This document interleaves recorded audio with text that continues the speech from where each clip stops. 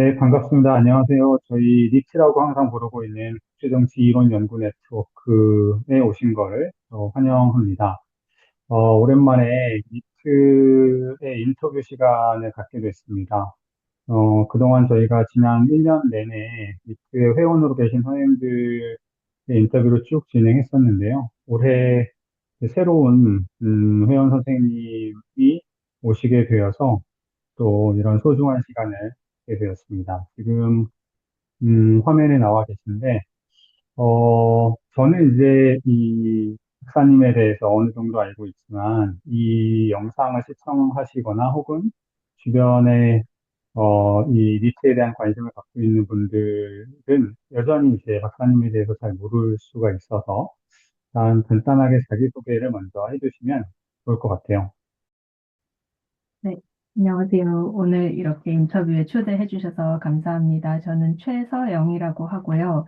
2024년 여름에 졸업을 했습니다. 그래서 연세대학교에서 서정민 교수님 지도를 받고 한국계 프랑스 입양인과 그 가족들의 기억과 이야기를 통해서 국제 질서와 경계를 바라보는 연구를 하고 연구에 대한 학위 논문을 쓰고 졸업을 했고요. 현재는 강원대학교 정치외교학과에서 강사로 지난 학기 첫 학기 수업을 마쳤고 현재 영국 저널인 BPSA의 저널인 Political Studies Review라는 저널의 부편집인으로 활동을 하고 있고, 연세대학교 비판정치학 랩이라는 정치학과 소속 랩의 외부 멤버로 활동을 하고 있기도 합니다. 그리고 연구 분야는 비판 국제정치 이론, 그중에서도 특히 페미니즘 이론과 방법론, 탈식민주의 이론과 방법론에 대해서 연구를 하고 있고요. 특히 이제 요즘에 비판국제 정치 이론에서 서사적 방법론에 대한 관심이 점점 높아지고 있는데, 이야기를 통해서 어떤 정치적인 것, 국제적인 것을 이해하는 것, 그 다음에 이야기를 이론으로서 읽는 것, 그에 대한 이제 그런 방법론에 관심을 가지고 있고, 또 번역과 재현의 문제, 이때 이제 번역이라는 것이 단지 어떤 외국어 이런 언어적 번역을 넘어서 어떤 문화나 감각이나 시간이나 어떤 뭐 학술적 언어로의 번역도 포함하는 그런 광범위한 번역의 문제에 대해서 관심을 갖고 있기도 하고, 그 다음에 전통적 방식의 비교를 이제 비판적으로 검토하면서 컴패리슨보다는 커넥션, 연결을 통해서 국제 질서를 이해하는 것에 관심을 가지고 있습니다. 그래서 이러한 연결을 통해서 아시아라는 공간 또는 개념을 어떻게 다층적으로 사유할 것인가에 대한 관심을 가지고 연구를 하고 있고, 또 은 교수님 니트 영상에서 봤었는데 경계를 넘어서는 것에 관심이 많으시다고 말씀하셨는데, 저도 그런 경계의 문제에 대해서 많은 관심을 가지고 있습니다. 그리고 교수님께서도 또 말씀하셨던 게 어떤 연결되지 않을 것 같은 것들을 연결하는 것에 관심을 가지고 계시다 하셨는데, 저도 그런 부분에 관심을 가지고 연구를 하고 있고, 이제 주제에 있어서는 어떤 아동과 여성의 이주, 특히 최근엔 학위 논문 같은 경우에는 이제 국가 간 입양에 대한 연구를 했었고요. 또 가족 정치, 인구 정치, 그 다음에 몸과 감정, 그 다음에 특히 폭력을 어떻게 몸이 경험하고 기억하는지, 어떤 감정들이 생겨나는지, 그것들이 갖는 어떤 정치적인 의미는 무엇인지에 대한 관심을 많이 가지고 있습니다. 음, 네, 감사합니다. 이 짧은 시간에 굉장히 넓은 이슈와 분야에 대한 관심을 갖고 연구를 하고 계시는 거로 느껴져요. 특히나 이제 그 중에서도 말씀하신 대로 큰 틀에서 보면은 비판적인 관점이나 시각이나 이론을 가지고, 그 관련된 이슈에 대해서 들여다보시는 거고, 뭐 이제 말씀하신 것처럼 조금 더 구체적으로 가면은, 뭐, 포스트콜로니얼이나 혹은 페미니스트 어프로치에 대한 관심을 이론과 방법론의 측면에서 다 갖고 계시고, 또 특히나 재밌었던 부분은 이야기, 내러티브를 어떻게 이론으로 읽을 건가라고 하는 부분도 관심을 갖고 계시고, 그런 관심들이 사실은 박사님의 논문, 뭐 학예 논문이나 혹은 최근에 출판하신 그런 논문들에 잘 녹아 들어가 있다, 이런 생각이 들어서 조금 있다가 저희가 이야기를 좀 더 나눌 그 연구에 대해서 좀 소개를 해주실 시간이 있을 텐데, 그때 좀 더 설명을 해주시면 좋겠다, 이런 생각이 들었고요. 무엇보다 저와도 그렇고 저희 니트 회원 선생님들과의 그 공통분모라고 해야 되나 관심의 접점들이 상당히 있어서 다시 한번 반갑게 또 생각하고 환영한다는 말씀을 또 드리게 됩니다. 이렇게 간단하게만 소개를 이제 해 주셨지만 그 연구 관심들을 갖기까지 굉장히 많은, 왜냐면 저도 그랬기 때문에 그런 관심을 갖기까지 굉장히 많은 그런 과정이나 경험이나 계기나 쉽게 말하면 우여곡절이 좀 있지 않았을까라는 생각을 했어요. 그래서 다음 질문으로 제가 이제 드리고 싶은 거는 크게 보면 연구자라고 하는 이제 직업을 갖게 된 혹은 연구자가 돼야겠다라고 하는 생각을 갖고 그 길을 가게 된 계기가 뭔지 그리고 구체적으로 보면 이런 국제정치 연구자 또 국제정치 연구자 중에서도 방금 박사님이 말씀해 주신 그런 비판적인 관점으로 국제정치의 여러 이슈들을 들여다보고자 하는 그런 계기가 무엇이었을까? 또 그 과정에서 영향을 받거나 주거나 했던 사람이나 사건이나 이런 게 있다면 그런 걸 좀 소개해 주시면 저희가 박사님을 이해하는데 굉장히 이제 도움이 되지 않을까라는 생각이 듭니다. 이거는 사실 박사님도 잘 아시는 것처럼 개인의 연구는 그 포지셔널리티를 떠날 수가 없다고 하잖아요. 그래서 박사님에 대한 이런 경험들을 알게 되면 박사님에 대한 연구에 대해서 한 걸음 더 들어가서 이해할 수 있기 때문에 그런 측면에서도 소개를 해주시면 참 좋을 것 같아요. 네. 인터뷰 준비하면서 생각을 해봤는데요. 어떤 게 영향을 많이 미쳤을까. 그래서 일단은 어린 시절에 대해서 생각을 또 많이 해보게 되더라고요. 그래서 어렸을 때부터 되게 이야기도 많이 들었었고, 가족들이 전체적으로 좋은 이야기꾼들인 것 같아요. 그래서 이야기, 뭐, 가족에 음, 대한 이야기, 그 다음에 어렸을 때 듣는 여러, 전래동화 같은 것부터 포함해서, 이렇게 동화책, 영화, 소설 이런 것들도 많이 보면서 자랐었고, 그래서 이야기에 대한 관심은 이야기를 항상 좋아했었던 것 같아요. 저도 이야기하는 것을 또 좋아하기도 하고, 그 다음에 또 프랑스에서 제가 어렸을 때 아버지 직장 때문에 이제 가족들이 다 같이 가서 살았던 기간이 있어서 이제 유치원에서 초등학교 일부만 그 3년 반 동안 프랑스에서 살았었거든요. 그래서 어리니까 프랑스어도 상대적으로 빠르게 학습을 했고 그런 상태에서 어떤 어른들을 위해서 뭐 번역이나 통역을 하는 경우들도 있었고 그래서 그런 생활을 통해서 어떤 번역이나 통역의 문제에 대해서도 그때는 이제 이게 번역이고 통역의 문제다라고 생각하지 않았었겠지만 어떤 뭐 소속이라던가 뭐 정체성이라던가 어떤 경계적인 정체성이라던가 또는 어떤 번역가가 갖게 되는 되게 경계적인 위치 또는 번역가가 그 언어를 양쪽의 언어를 다 알기 때문에 갖게 되는 어떤 권력 같은 것에 대해서 조금씩 감각적으로 이제 익혔던 게 있었던 것 같아요. 그리고 제일 언어, 그러니까 뭐 모국어라고 하기도 하지만 이제 제일 언어와 제일 언어가 아닌 그 언어 사이의 관계에 대해서도 알게 모르게 생각을 했던 것 같고 또 이제 동양인으로서 프랑스에서 살게 되면서 그리고 다른 이제 프랑스의 여러 뭐 이민자라던가 뭐 어, 이제 프랑스인이지만 이민자 2세, 3세로 이렇게 정체화되기도 하는 사람들도 만나게 되면서 어떤 유색인종의 위치성에 대해서도 알게 모르게 생각을 했었던 것 같고 이제 좀 더 크고 나서는 이제 동양인 여성으로서의 또 음, 이제 그런 교차성에 대해서도 생각을 하게 되고 그러면서 자연스럽게 뭐 언어 간, 그 다음에 국가 간, 어떤 한국과 프랑스의 관계에 대해서 생각을 하기도 되고, 사람들 간의 어떤 권력 관계에 대해서 생각을 할 일이 많이 자연스럽게 생겼었던 것 같습니다. 그리고 당시에는 이제 이론적 언어를 몰랐지만, 이제 오묘하게 느낌으로 아는 어떤 기분이라던가, 어떤 편안함이나 불편함이라던가, 아니면 제가 그런 위계관계를 오히려 재생산하게 되는 상황들에 대해서도 감각적으로 계속 느끼고 있었던 것 같고, 이게 학위 논문을 쓰는 과정에서는 그 시간에 대해서 꽤 많이 생각을 하면서, 이제 저는 한국계 프랑스인 입양인들과 인터뷰를 하면서 이 연구를 진행을 했어서 그 언어의 관계에 대해서 더 많이 고민을 할 수 있었던 것 같습니다. 그리고 그렇게 프랑스어를 하면서 이제 만나게 된 한국계 프랑스 입양인들을 어린 나이부터 만나게 되어서 우연한 계기로 이제 그분들과 이제 친구가 되고 하다 보니 또 자연스럽게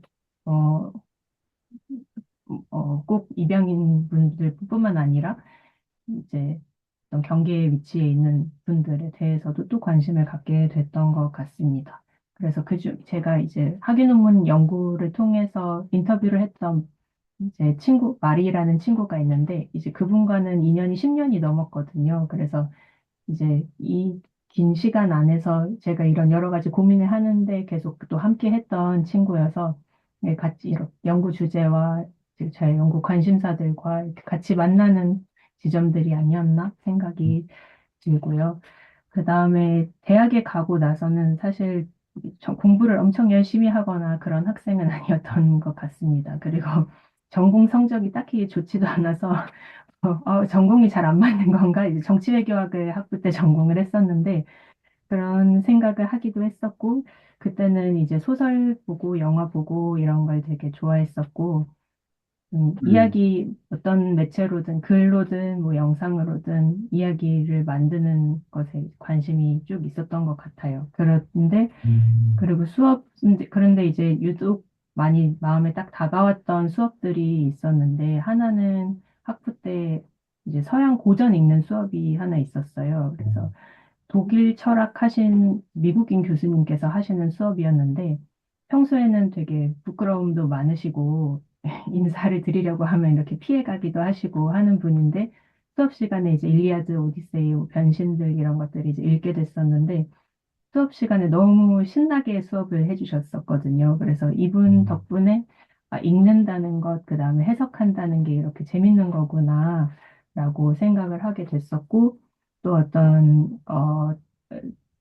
이제 사학자인 교수님의 미국인 교수님이셨는데, 이분도 이제 그 교수님의 수업을 들었었는데, 그때는 이제 사진을 통해서 2차 세계대전에 대해 생각하고, 이제 뭐 그때 롤랑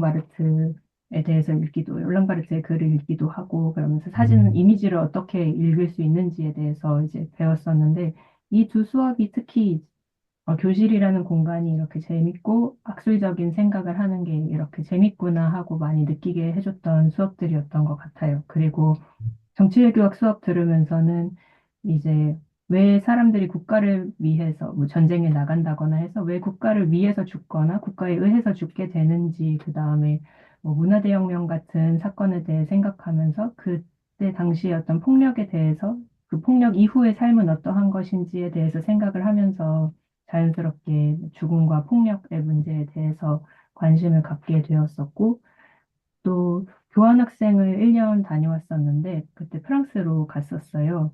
근데 그때 가서 홀로코스트에 대한 수업을 하나 들었었고, 또 여러 사건을 이제 모아서 이제 수업을 하는 건데, 거기서 이제 르완다에서의 제노사이드에 대해서도 이제 다뤘던 수업이 있었는데, 이 두 가지 수업을 들으면서 계속 어떤 죽음에 대한 기억에도 그 이후 이제 국가에 의한 폭력 이런 것들에 대해서도 계속 관심을 가졌었던 것 같습니다. 그래서 그때 어, 처음으로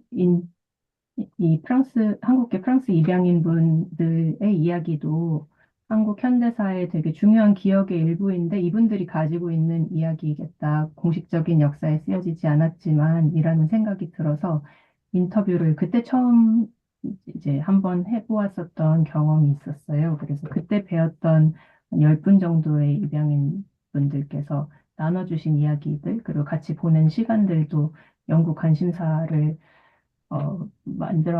키워가는데 굉장히 큰 도움이 되었었던 것 같습니다.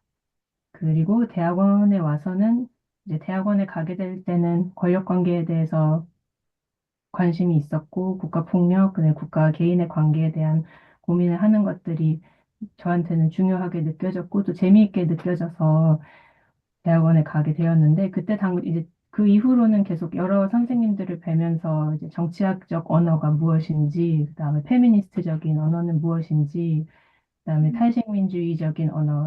식민지적인 언어는 무엇인지 이렇게 하나하나 배워갔었던 것 같아요. 그래서 어떤 분들이 영향을 주셨냐고 이제 물어보셨는데, 너무 많이 계셔서 이렇게 한 분 한 분 뭔가 성함의 말씀을 드릴 수 있을까? 뭔가 너무 시상식 같지 않을까라는 생각을 하기도 했는데요. 그래서 이 니트 회원이신 주영철 교수님도 당연히 너무 많은 공부 시작할 때부터 배워서 너무 많은 이제 국제정치학이 이걸 얼마나 재밌게 할 수 있는지 알려주신 정말 소중한 선생님이시고 서정민 교수님과 공부하면서도 정말 많은 언어를 이제 그런 정치학의 언어를 배울 수 있었고 또 정치학과 외에 문화인류학과나 이제 이대 여성학과 교수님들 수업을 들으면서도 굉장히 영향을 많이 받고 또 그 외에 이제 한국에 계시지 않은 선생님들과의 만남을 통해서도 학회에서의 만남과 여러 학술적 교류를 통해서 뵌 이따 책 소개하겠지만 올리비아 루타지보아 교수님이라던가 어, 그, 어, 그 페미니스트 국제정치학자이신 샤인 최 선생님도 계시고 다음에 일본에서 이제 계신 칭창첸 교수님과 코스케 시미즈 교수님 이런 분들도 이제 계속 교류를 하면서 많은 영향을 받았던 것 같습니다. 그리고 이제 그분들을 통해서 또 알게 된 다른 학자들의 글들을 통해서도 이 성장을 하게 된 것 같고요. 또 학위 논문 쓰는 과정에서는 필드워크를 하면서 다시 또 입양인 분들과 입양인 분들의 가족분들하고 시간을 많이 보냈는데 그 과정도 저한테는 연구 방법론에 있어서도 그렇고 연구를 하는 태도나 뭐 이론을 생각하는 그런 태도에 있어서도 그렇고 되게 변화를 많이 준 시간이었던 것 같아요. 그래서 그, 그러면서 또 연구자가 되는 과정을 겪은 것 같습니다. 그리고 이제 친한 친구들, 그 친구, 이제 뭐 문학을 좋아하고 영화도 좋아하고 비슷한 문제의식 가진 친구들하고 이제 각자 다른 일들을 하지만 뭐 연구하는 친구들도 있고 다른 일을 하는 친구들도 있는데 그 친구들하고 계속해서 이야기하는 것, 그걸 같이 읽고 서로 해나가는 것들을 통해서 좀 같은 전공이 아니어도 이제 교류를 하면서 그 전공에서 읽는 것들을 같이 이제 서로 이제 맞바꿔서 읽는다던가 하는 그런 교류의 시간들이 다 중요했던 것 같습니다. 네, 아유, 감사합니다. 이야기를 들어보니까 굉장히, 음, 부러운 삶을 살아오셨다는 생각이 들어요. 네, 부럽고 앞으로 굉장히 기대가 된다는 그런 느낌이 또 들기도 하고요. 박사님의 이 처음 질문에서 박사님이 해주셨던 그 경계 문제에 굉장히 관심이 많다라고 하는 게 박사님이 살아오신 삶의 그 경험이나 궤적에서 잘 묻어들어 있다라고 생각이 묻어들어 있는 것으로 제가 느껴져요.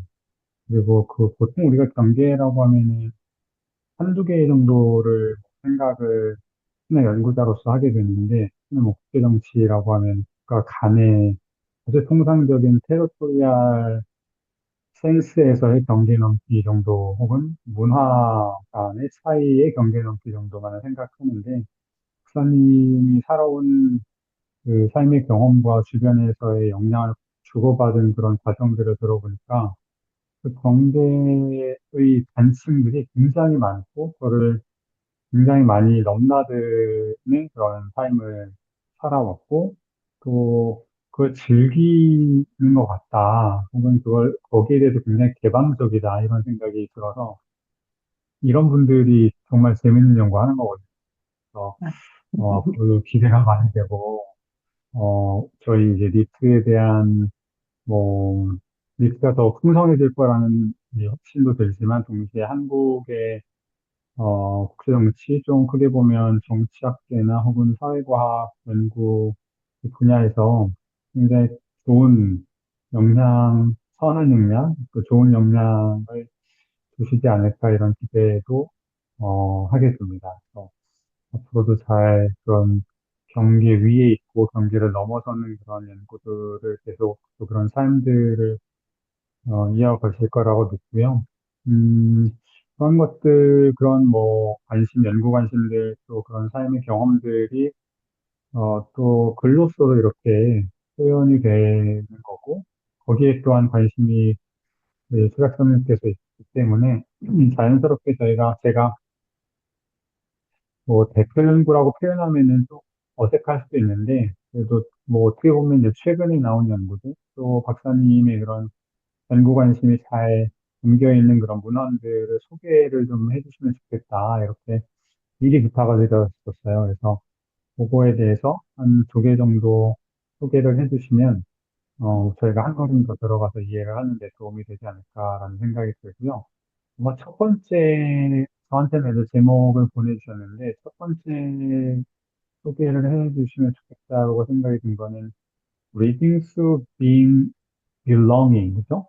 Towards 음, a Methodology for Political Science Otherwise라고 하는 Asian Journal of Women Study라고 하는 저널에 이렇게 게재가 된 글인 걸로 알고 있습니다. 이 글은 제가 화면이나 혹은 그 댓글창 이런 데다가 링크를 또 걸어 놓도록 하겠습니다. 꼭 이렇게 찾아보시면 좋을 것 같고요. 소개를 해주시면 좋을 것 같아요. 네. 네. 그 논문은 제가 어, 영국 포츠머스 대학의 노라 시클로디라는 교수님과 그다음에 영국 LSE에 계신 에, 올리비아 루타지부아라는 교수님 두 분과 같이 하는 공동 프로젝트의 이제 일부로서 이제 학술 논문이 한 편 쓰여지게 된 것인데요. 이게 진행 중에 있는 프로젝트예요, 그것도. 네, 여전히 진행 중에 있는 ongoing한 프로젝트인 건가요? 이게, 네, 그래서 이제 더 장기적인 프로젝트가 있는 것이고, 이제 그 일부로 이제 하나의 출판된 논문이 생긴 거고, 그 이후로 프로젝트는 계속 이어가고 있습니다. 그래서 음, 사실 그 논문은 탈식민주의, 페미니스트적 방법론에 대한 좀 실론적인 논문, 저희가 이런 식으로 다르게 공부를 해보려고, 연구를 해보려고 하는데, 이런 방법론을 그래서 시작했다. 어떻게 생각하냐 하고 이렇게 내놓은 되게 초기적인 글인 것 음, 같습니다. 그래서 이 논문은 되게 우연한 기회에 시작이 됐는데요. 2022년에 인터내셔널 페미니스트 저널 오브 폴리틱스라는 학술지가 있어요. 국제 학술지가 있는데 그 학술지랑 이 에이전 저널 오브 women 스터디즈라는 이화여대에서 이제 어, 이화여대 소속의 이 저널 두 저널이 이제 같이 공동 컨퍼런스를 열었었어요. 그래서 그때 여러 페미니스트 국제정치학자들, 그다음에 국제정치학자가 아니어도 여러 페미니스트 학자들, 그다음에 탈식민주의 학자들이 한국에 모여서 같이 이제 이야기들을 했었는데 그때 이제 노라 시클루지 교수님, 노라 선생님과 이제 올리비아 선생님이 한국에 오셨었거든요. 그래서 이제 그때 이 연구와 관련되어서 발표를 하셨었고, 저는 같은 패널에 있다가 너무 재밌어 보여서 이제 열심히 듣고 코멘트도 하고 하다가 그 이후에 학회를 통해서 친구가 되어가지고, 그럼 우리 같이, 원래 이분들이 다른 또 니비라는 선생님이 계신데, 그렇게 세 분이서 프로젝트를 하고 계셨는데, 저도 껴주신 거죠. 그래가지고, 이제 이 프로젝트를 좀 설명을 드리면은, 이 서사적 방법론에 대한 연구예요. 그래서 어떻게 하면은 이야기를 통해서, 그래서 이제 사실은 무엇은 이론이 되고, 무엇은 단지 이야기, 그러니까 무엇은 과학으로 분류되고, 무엇은 단지 이야기일 음, 뿐이다라고 그 분류되는 그 위계를 이제 위계에 도전하는 방식으로서 이런 방법론을 내놓는 것인데요. 그래서 같이 저희가 굉장히 랜덤하게 선정한 네 권의 소설을 같이 읽고, 이제 그것에 대해서 같이 이야기를 하고 같이 글을 쓰는 것이 이 프로젝트예요. 그래서 지금 읽고 있는 네 권의 책은 이민진 작가의 파친코라는 굉장히 음, 베스트셀러였던 음, 그 파친코라는 소설과 그다음에 킴 투이라는 베트남계 캐나다 작가가 있는데 이 작가의 루라는 소설. 이 작가가 이렇게 외자로 된 제목들의 소설을 쓰거든요. 그래서 루가 있고 만이 있고 M이 있는데 일단 보트 피플의 경험, 그다음 이 베트남 디아스포라의 경험에 대한 소설이고 그다음에 스몰 컨트리라는 가엘파이라는 프랑스 작가의 소설인데 그것은 르완다에서의 제노사이드 당시에 이제 부룬디에서 살고 있는 어떤 소년이 이제 이 소년의 눈으로 이 제노사이드가 일어나는 그 상황을 이제 이야기하는 소설이고, 그 다음에 사보 먹더라는 헝가리 소설가의 더 도어라는 소설이 있는데, 한국에도 번역이 되어 있어요. 근데 그 이제 2차 세계대전 이후의 헝가리를 배경으로 하는, 그래서 어떤 여성 작가와 그 집에 가정부로 일하고 있는 중년 여성 둘 사이의 이 관계와 이 관계가 이제 헝가리 역사와 어떤 식으로 이제 같이 맞물려서 이제 어, 전개가 되는지에 대한 소설인데, 이 네 권을 이제 같이 읽는 게 하나의 프로젝트의 한 축이고, 그래서 이 이야기들을 서로 사실은 지리적으로 뭔가 어떤 쉽게 어떤 비교의 대상으로 잘 어, 이렇게 하나의 그룹으로 모여지지 않는 곳들의 이야기들을 같이 읽고, 이걸 통해서 어떻게 국제 질서에 대해서 우리가 다르게 이야기할 수 있는지 그것을 고민하는데, 또 이 프로젝트의 또 다른 되게 중요한 한 축은 서로 편지를 써요. 그래서 이제 번갈아 가면서 하나의 문서를 만들어 놓고 이제 서로에게 돌아가면서 편지를 쓰는데, 거기에는 이제 개인적인 이야기도 쓰고 이 소설을 읽은 것에 대한 어떤 감상이나 여기서 생각하기 드는 어떤 이론적인 이야기도 쓰고, 그래서 이론적으로 앞으로 어떤 이야기를 하고 싶은지도 쓰고, 이런 것들이 많이 결합이 돼 있어서 이제 그 다음에 그 사이에 뭐 노래가 들어가기도 하고 시가 들어가기도 하고 뭐 자기 기억에 대해서 쓰기도 하고 이렇게 쭉 쓰고, 저희가 이제 같이 논문을 쓰거나 뭐 북챕터를 쓰거나 할 때는 이제 처음부터 그런 의도가 있었던 건 아닌데, 저희가 써온 이 문서가 아카이브가 돼가지고 여기서 이제 굉장히 많은 내용을 가져오거든요. 그래서 이걸 당연히 학술지나 뭐 북챕터의 형태로 다시 쓰는 과정이 포함이 되지만, 되게 재밌는 게 이게 진짜 좀 아카이브에 대해서 이야기할 때 이 그냥 고정돼 있는 게 아니라 되게 살아 움직이는 무언가로 이야기들을 하는데, 다시 읽으면은 아, 이런 내용이 있었나 하는 것부터 시작해서 어느 순간에는 누가 뭘 썼는지 잘 기억을 못하는 이제 이제 상황에도 놓이게 되고, 그러다 보면은 자연스럽게 사실 지식이라는 게 이렇게 내 이론이야 하고 어떤 소유권을 주장할 수 있는 게 아니라 음, 항상 굉장히 집단적이고 함께 만들어 가는 것이고 계속해서 끊임없이 관계적이고 서로 영향을 미치는데, 그거를 더 직접적으로 느끼게 되는, 그 어떤 소규모 그룹 안에서 느끼게 되는 그런 계기가 되어서 이 연구 프로젝트의 좀 중요한 어, 함의 중에 하나가 어떤 지식에 있어서 완전히 알 수 있다는 거, 그 다음에 소유할 수 있다는 거, 알을 소유할 수 있다는 그 생각 자체를 식민주의적이라고 바라보고 이를 비판하는 데 있는데, 그럼 어떻게 그렇지 않게 하느냐, 이 소유하려는 그 욕망을 어떻게 놓느냐를 계속 연습하는 것이기도 한 것 같아요. 그리고 서로 이제 워낙 살아온 이야기들이 다르고 굉장히 다른 배경들에서 이제 성장했는데, 노라 선생님 같은 경우는 헝가리 분이고, 네, 올리비아 선생님 같은 경우는 르완다기 벨기에 분이고, 저는 이제 한국인인데, 이제 굉장히 살아온 배경들이 다른 그 상황에서 서로 알던 거를 또, 내가 안다고 생각하는 거를 언런해야 되는, 이거를 이제 한국어로 어떻게 번역할지 교수님께도 여쭤보고 싶었는데, 언러닝이라는 말을, 어, 어떤 뭔가, 알미라고 해야 할까요? 알았던 것을 일부러 이제 다시 의도적으로 안 알게 되는 것이잖아요. 그래서 그거를 어떻게 할 건지 사실 뭔가 정답이 있는 게 아니기 때문에 저희 사이에서도 그걸 계속 배워가고, 그래서 그런 과정에 대한 글입니다. 그래서 이 과정을 통해서 우리가 사실은 저희가 이미 연구 소개하면서도 우리가 각자 어디서 왔다 하고 국가적인 소속을 밝히는데, 이런 국민국가 중심적인 상상이 아닌 다른 형태의 어떤 소속, 빌롱잉이라는 걸 어떻게 생각할 수 있을까?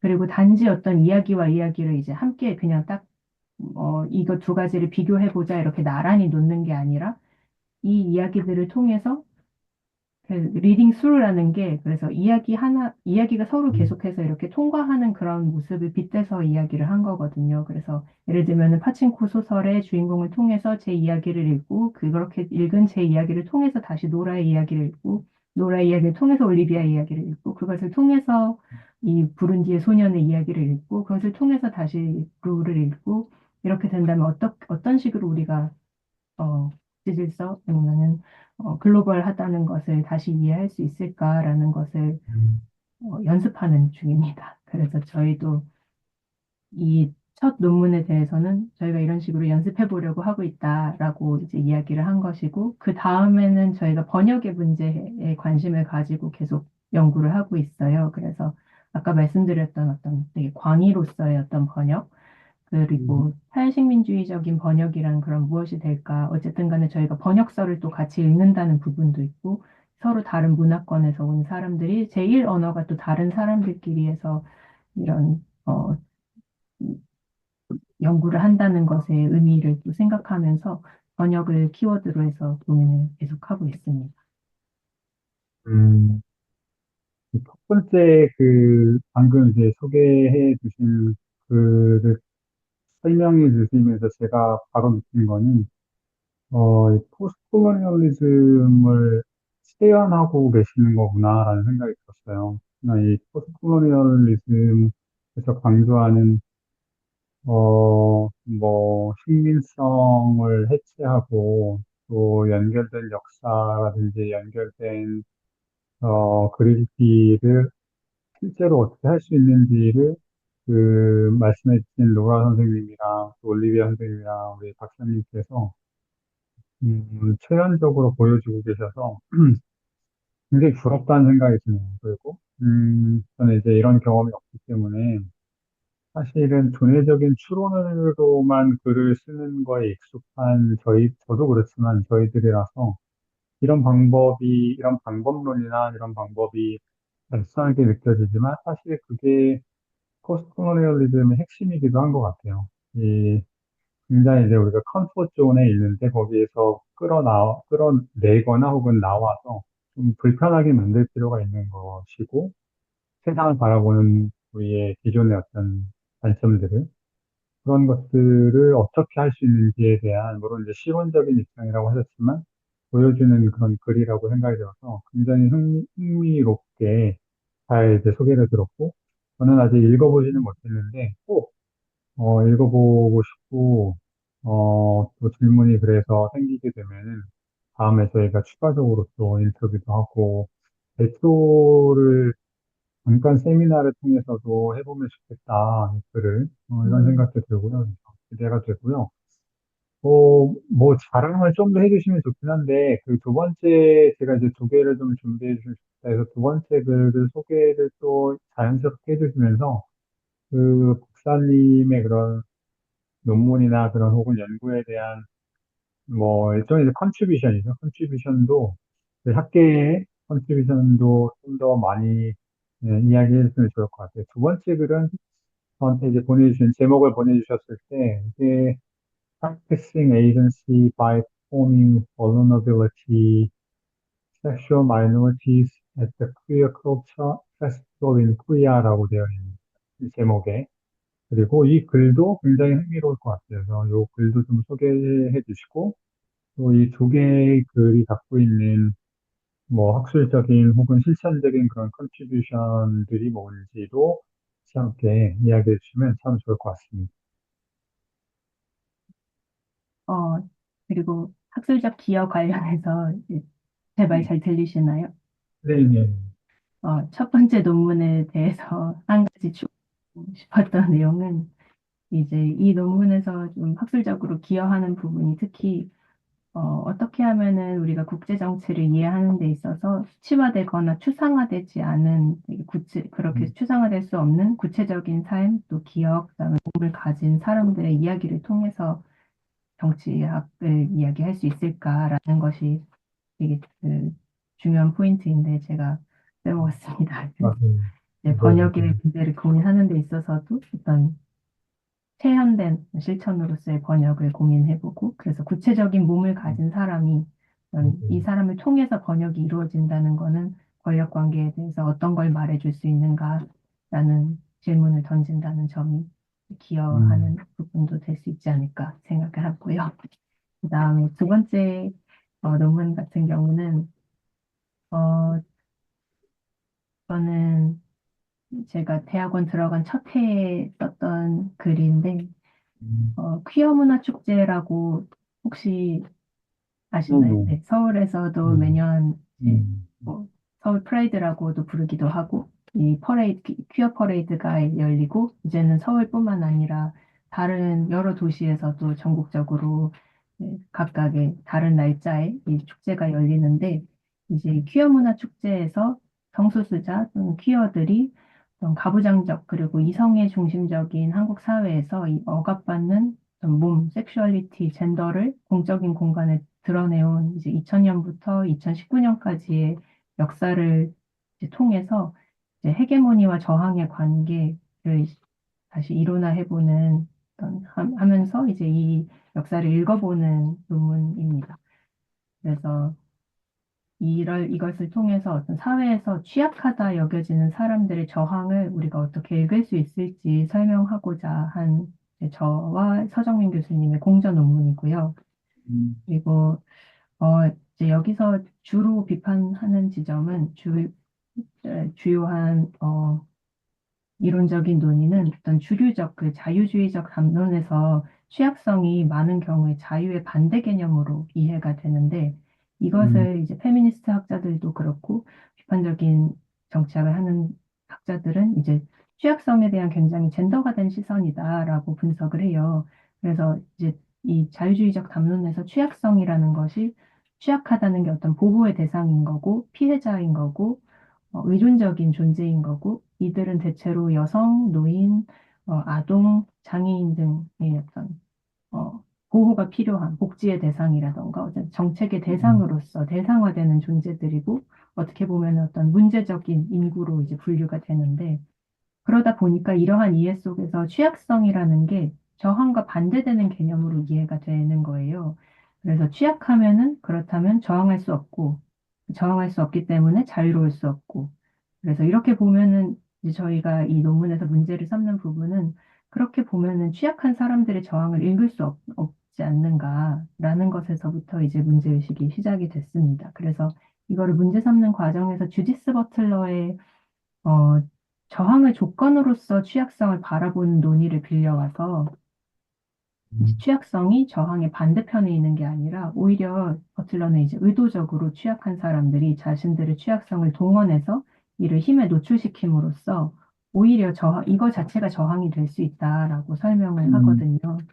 그래서 이제 논문에서 예를 들었던 거는 예를 들면 2019년에 이제 톨게이트 여성 노동자들이 시위를 했던 적이 있었는데 그때 당시에 이제 경찰들이 이 시위대 이 노동자들을 둘러싸고 있었고 그런데 그때 어떤 여성 노동자들이 경찰들이 우리를 만지지 못하게 옷을 벗자. 그러니까 여성의 몸은 함부로 만질 수 없으니까. 음, 라고 해서 어떤 여성의 몸이라는 굉장히 취약성이 있는 이 몸을 이제 드러냄으로써 국가 권력 앞에 이제 드러냄으로써 저항을 하는 그런 모습, 이런 모습이 이제 예를 들면은 저희가 흔히 어떤 시위대를 상상했을 때 보이는 되게 남성적이고 뭔가 힘이 세고 음, 무력을 쓰고 아니 뭔가 힘을 쓰고 하는 어떤 모습과는 또 비교되는 다른 모습의 어떤 저항으로서 이해할 수 있지 않나라는 이제 생각을 하면서 그러면은 버틀러의 이런 취약성에 대한 논의를 통해서 다시 헤게모니의 경계를 다시 생각해 볼 수 있다라는 주장을 여기서 하고 있어요. 그래서 헤게모니를 어떤 과정으로서 이해하고 그 헤게모니라는 게 딱 형성이 돼 있어서 불변하는 것이 아니라 헤게모니도 끊임없이 변화하는데 이때 헤게모니와 저항의 관계를 봤을 때 저항이 헤게모니 밖에 존재하는 게 아니라 이 헤게모니에 대항해서 이제 헤게모니 밖에 존재하는 게 아니라 저항 또한 하나의 과정으로서 헤게모니와 어떤 관계를 맺고 있다라는 주장을 합니다. 음, 그래서 이 관계는 헤게모니 이제 그 관계성을 봤을 때 이제 헤게모니에 대한 여러 논의를 하는 학자들의 논의를 빌려와서 헤게모니 밖의 저항은 헤게모니에 의해서 저항으로서 읽히지 않는데 이 음, 헤게모니에 대해서 이 저항을 하고자 하는 사람들이 계속해서 도전하고 계속해서 저항을 함으로써 헤게모니도 이 저항을 하는 이 사람들과 뭔가 협상을 해야 하는 상황에 이제 도달을 하는 거예요. 약간 은유적으로 보면은. 그래서 헤게모니 또한 이제 움직여야 되는 이제 상황이 오고 이 헤게모니가 약화되지 않도록 그러면서 다시 지배와 저항 사이에 그 선을 긋게 되는데 헤게모니가 그렇기 때문에 헤게모니 밖의 저항은 저항으로서 읽히지도 않지만 헤게모니가 이제 알아보고 이제 이것과 이것을 지배와 저항으로 어떤 구분을 해야 어떤 구분선을 만드는 저항으로서 인식된 저항은 어떤 헤게모니 안에 특정한 형태의 저항으로서 존재한다라는 이제 이론적으로 음, 하는데 이것을 이제 어떤 한국의 가부장적 이성의 중심적 헤게모니 안에서 이 퀴어 문화 축제를 통해서 한국의 퀴어들이 어떤 식으로 이제 저항으로도 인식되지 않던 초반에 그 퀴어 퍼레이드 2000년에 처음 시작했던 한 70명 정도가 이제 다 같이 행진을 했던 그 퀴어 퍼레이드에서부터 어떻게 계속해서 헤게모니를 건드려 왔고 헤게모니 안에서 어떤 저항으로서 인식이 되기 시작했고 그 과정을 통해서 국가와 퀴어들이 어떤 식으로 협상을 하고 있는지에 대한 논문입니다. 그래서 이 논문의 어떤 기여점의 점은 이런 저항의, 그 다음에 취약성이라는 개념에 대해서 이제 다시 생각해 볼 수 있다는 거, 그리고 어떤 취약한 사람들의 저항을 어떤 식으로 읽을 수 있을지, 어떤 식으로 이론화할 수 있을지를 다시 생각해 볼 수 있다는 부분이 있었던 것 같습니다. 감사합니다. 그, 첫 번째 글을 같이 보면은 방법론적인 측면에서의 컨트리뷰션이 굉장히 크다고 느껴지고요.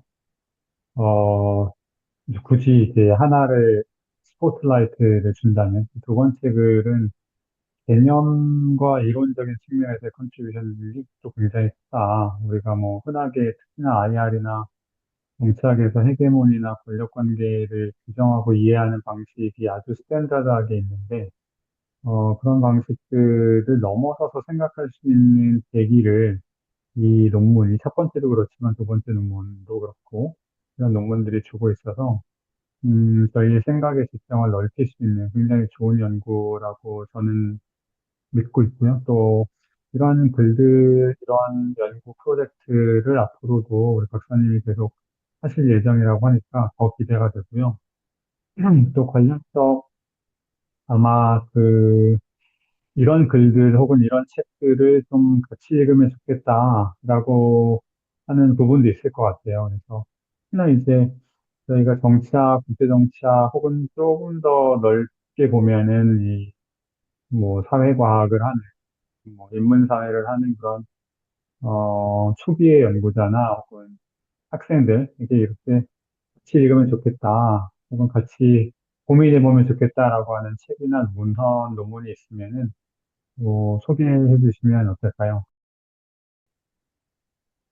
일단 첫 번째 소개하고 싶은 책은 라우틀리지 핸드북 오브 포스트콜로니얼 폴리틱스라는 아까 말씀드렸던 올리비아 루타지부아 교수님과 로비 쉴리암이라는 또 탈식민주의 정치학자 두 분이서 편집하신 책입니다.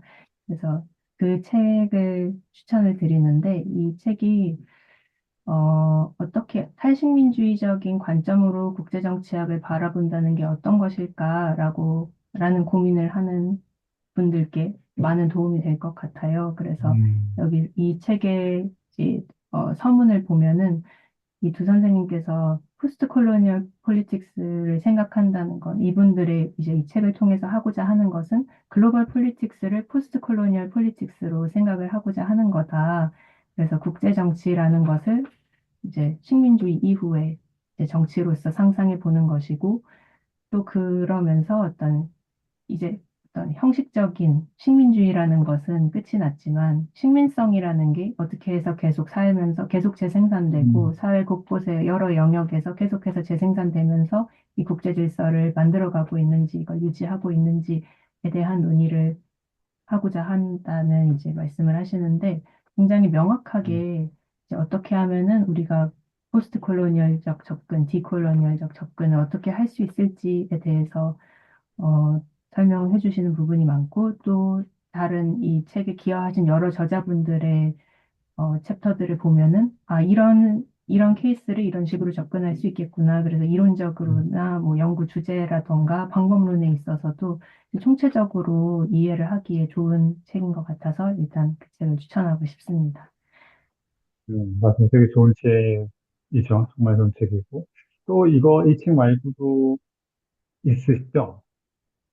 아, 네. 다른 책도 이제 소개를 하고 싶은 거는 개인적인 취향으로 제가 요즘에 이제 관심을 갖고 있는 부분은 이제 아까 연결에 관심이 많다고 했었는데 이제 흑인 사상 또는 흑인 페미니즘 사상을 동아시아를 경유해서 어떻게 읽을 수 있을지 그리고 이걸 통해서 그럼 아시아라는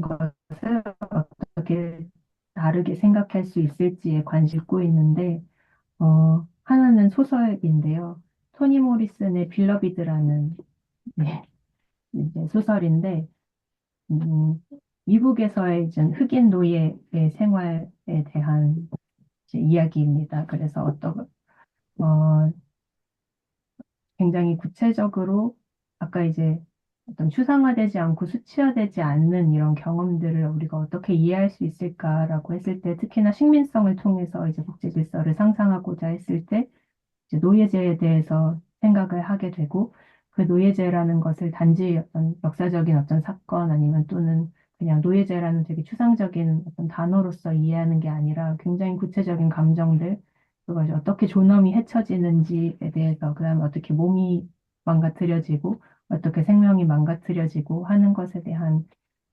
굉장히 구체적인 음, 음, 이해 그리고 구체적으로 다가가 볼 수 있는 기회를 주는 책인 것 같아서 추천을 해보고 싶었고요. 그리고 같이 이제 읽으면 좋을 것 같아서 또 추천을 하나 드리는 것은, 네, 이거는 사실 여행기인데, 사이디아 하트만이라는 또 흑인 페미니스트 학자가 쓴 책이에요.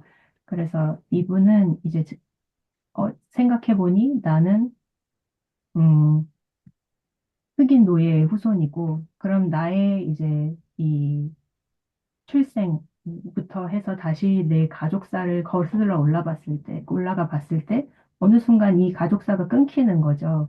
왜냐면은 이제 음, 아프리카에서 이제 미국으로 이렇게 노예로 팔려오는 그 과정이 있었고, 그랬을 때 이제 끊기는 것들, 이 가족 관계들이 끊기고, 어떤 어떤 공동체와의 관계들이 모두 끊긴 이 사람들이 있는데, 그러면은 그 끊긴 것을 다시 추적했을 때 무엇을 찾을 수 있을까? 내 기원은 어디에 있는가라고 이제 추적을 하기 위해서 이제 미국에서 가나로 여행을 가요. 그래서 이 가나에서 이제 만나는 사람들과의 이야기와 이제 어, 이 대서양 노예무역의 역사를 같이 이제 엮어가면서 쓴 여행기인데, 그러면서 이것 음. 또한 이 소설만큼이나 굉장히 구체적으로 노예제라는 경험이 사람들의 삶을 그다음에 사람들의 존엄을 어떻게 헤쳐왔는지를 보여주는 책으로 추천을 드리고 싶습니다.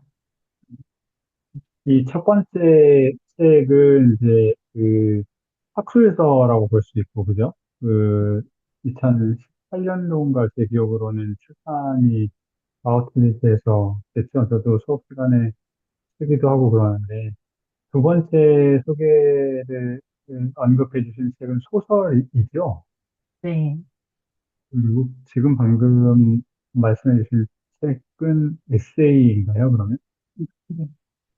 네, 근데 이 소설과 에세이 그 세 개의 장르가 섞여 있네요. 그래서 이 박사님이 늘 고민하고 계시는 그런 경제적 사유, 연결에 대한 관심들이 책을 소개해주고 있는 이 시간으로 잘 드러나 있다고 생각이 들고, 사실 저는 이제 말씀해 주시기 전까지는 읽어보지도 못했어요. 그러니까 이 소설이 있는지도 솔직히 말씀드리면 잘 몰랐어요. 그래서 그 이번 기회에 꼭 보고 싶다, 이런 생각이 또 들고, 혹시 또 공유해 주시고 싶은 책이나 뭐 소설, 에세이, 학술서 이런 게 또 있을까요?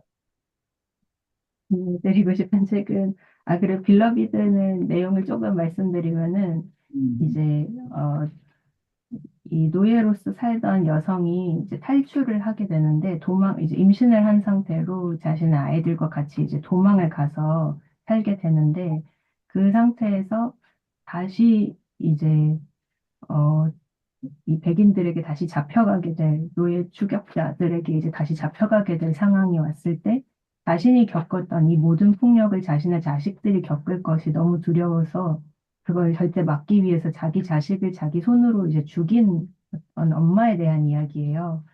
그래서 이게 처음부터 딱 나오는 이야기보다는 서서히 이제 계속 과거랑 현재를 오가면서 자신이 죽였던 이 아이가 있고, 그런데 그 아이가 어떤 다른 모습으로, 이제 성장한 모습으로 이 여성 앞에 어느 날 살아 돌아오는 거예요. 그런데 처음부터 자기 자식이라고 아는 것은 아니고, 이제 계속해서 이 관계를 맺으면서 이 아이가 나의 자식이구나라는 걸 이제 깨닫게 되고, 그 와중에 이 여성 주변의 여러 인물들, 이제, 의 이야기들이 계속 이제, 어, 엮여서 나오는 그런 이야기입니다. 매우 사실 슬프고, 이제 생각했던 건 아이가 빌러브드군요. 네, 맞아요. 아이의 이름이 음, 빌러비드예요. 어, 음. 실수 두 번째 책은 아, 또 내용 소개드릴, 좀더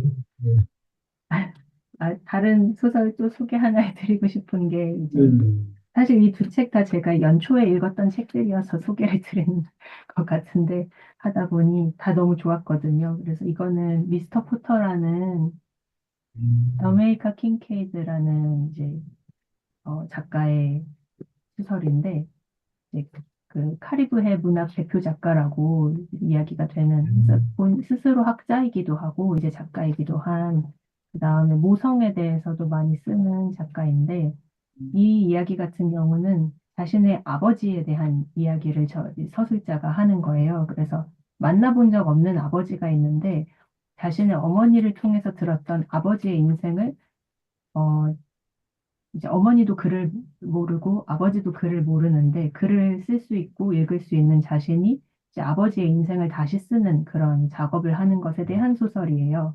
그래서 이제 어머니에게 구술로 들었던 이야기들을 계속 재구성하면서 또 다시 이 아버지의 삶이 음, 얼마나 그 존엄이 계속해서 헤쳐지는 삶이었는지, 그럼에도 계속해서 생존해왔던 이 삶은 어떤 것인지에 대해서 작가가 계속해서 성찰을 하면서 이제 쓰는데, 이 소설의 매력은 이제 그런 구술되었던 것을 다시 쓰는 것을 다시 재현하는 것에 재현을 굉장히 잘하는 게 반복을 많이 하거든요. 그래서 아버지의 이야기를, 같은 이야기를 계속해서 반복을 해요.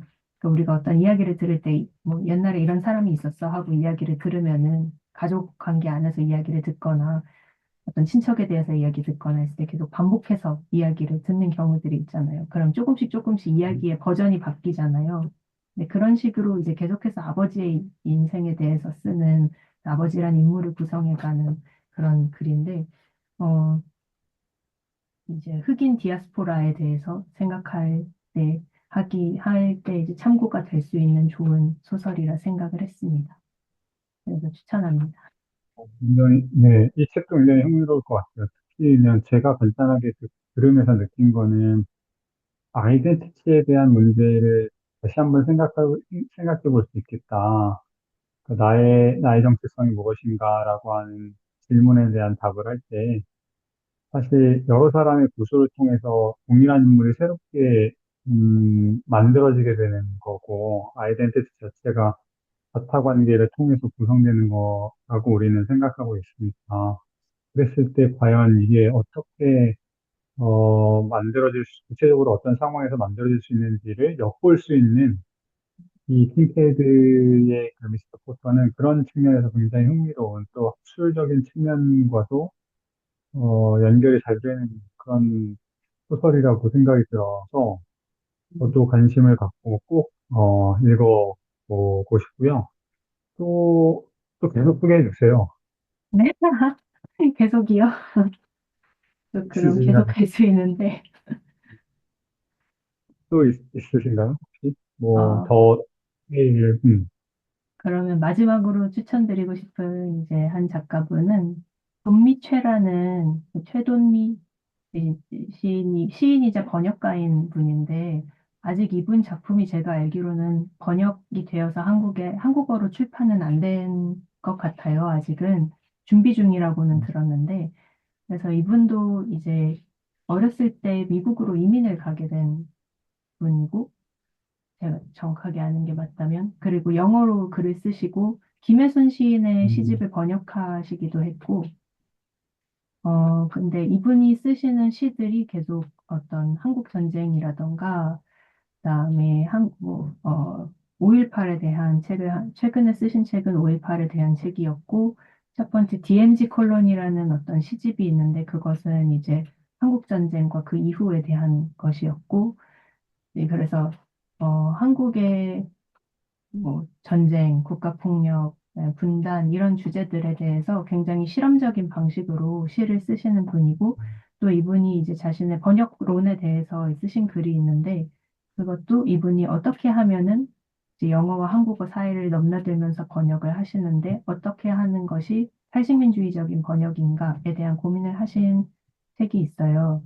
그래서 되게 굉장히 얇은 책인데, 제가 나중에 제목을 보내드리겠습니다. 그런데 그분의 작품들을 추천합니다. 그래서 좀 이제 그 형식에 있어서도 보면서 학술적인 글과는 매우 다른 형식이지만 동시에 학술적 글쓰기라는 걸 재구성할 때 어떤 형식이, 그러니까 글을 쓰는 형식, 글의 형식이 어떤 식으로 우리가 다르게 생각하게 해줄 수 있는지에 대해서도 고민을 할 수 있게 해주고, 이제 어떤 전쟁과 폭력, 국가 폭력에 대해서 다루는 방식에 있어서 뭐 예를 들면은 어, 어, 전쟁 고아들의 편지를 이렇게 쭉 모아서 그 편지들이 계속해서 나오는 그런 쪽수들이 있고 한데, 예를 들면은 그럼 전쟁이라는 걸 누굴 통해서 어떤 뭐 국가 정상을 통해서 생각할 수도 있지만 이 아이들을 통해서 생각했을 때는 우리가 어떤 상상을 할 수 있을지, 이런 것에 대해서도 많은 자극을 주는 아름다운 시집들입니다. 추천합니다. 음, 긴 시간 이렇게 인터뷰를 해주셔서 감사드립니다. 그러면, 이것으로 저희 리스트, 인터뷰를 마치도록 하겠습니다. 고맙습니다. 감사합니다.